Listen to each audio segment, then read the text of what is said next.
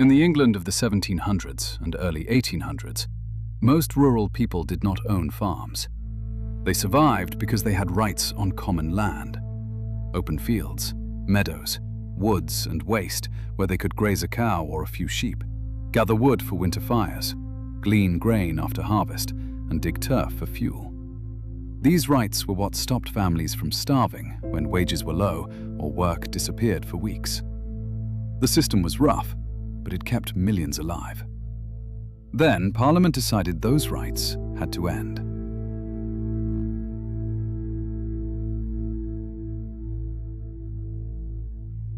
Between 1760 and 1820, Parliament passed more than 4,000 Enclosure Acts. Each one turned common land into private property. Large landowners petitioned Parliament for an act. They paid the costs and chose the commissioners who would divide the land. Those commissioners almost always gave the best and largest shares to the biggest owners. Smallholders, cottagers, and landless labourers received tiny plots or nothing at all. The law called this improvement.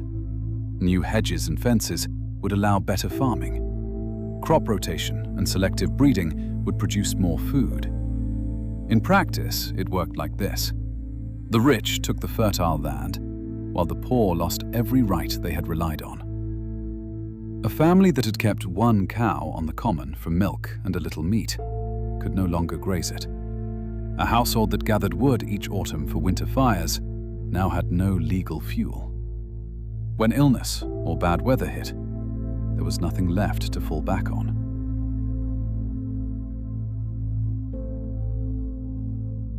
Fencing costs and legal fees forced many small farmers to sell what little they still owned. They became landless labourers, working for daily wages, or walked to the growing towns looking for factory work.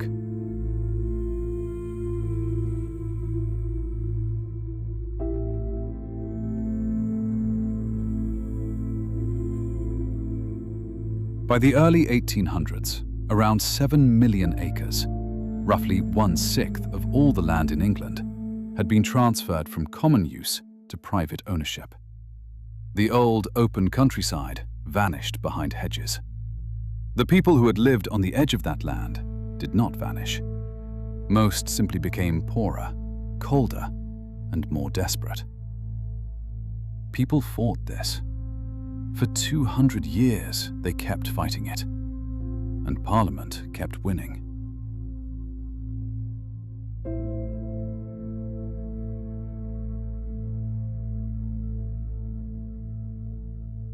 Peasants in Northamptonshire and Warwickshire tear down hedges and fences with their hands, trying to reclaim common land that landowners had already enclosed.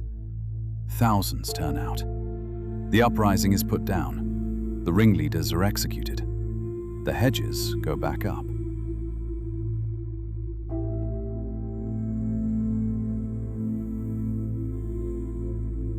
The enclosures continue.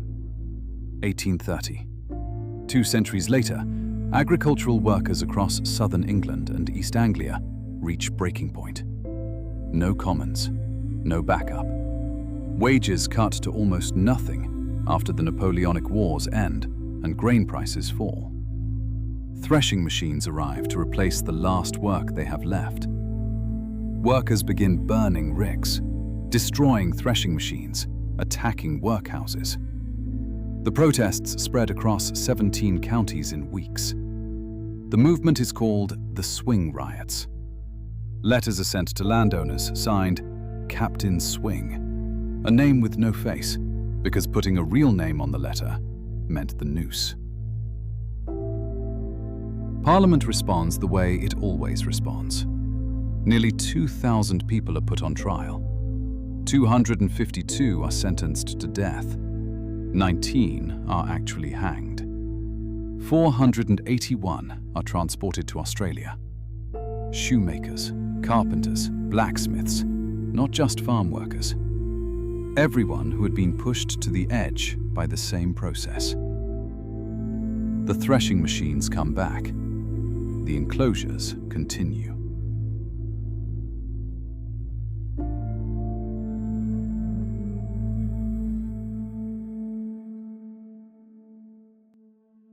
agricultural output increased.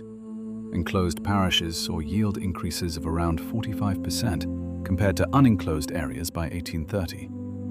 England could feed a growing population and support the early factories. New farming methods spread more easily on enclosed land. The cost fell almost entirely on the rural poor.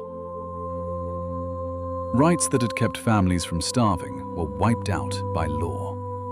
A cottager who had kept one cow and gathered wood for winter now had neither. When work dried up or wages fell, there was no backup. Whole villages that once supported small farmers, laborers, and the very poor became places where only those with capital could stay. The landless were pushed into towns and cities.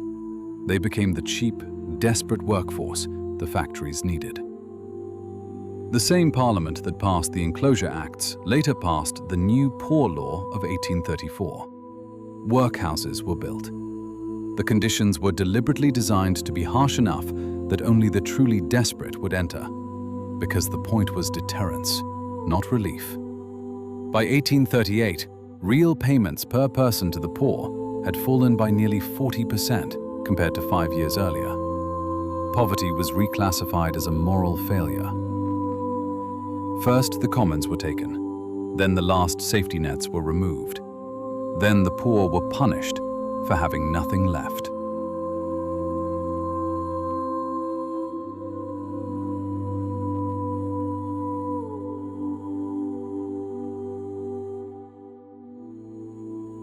The England we recognize today was built on this change.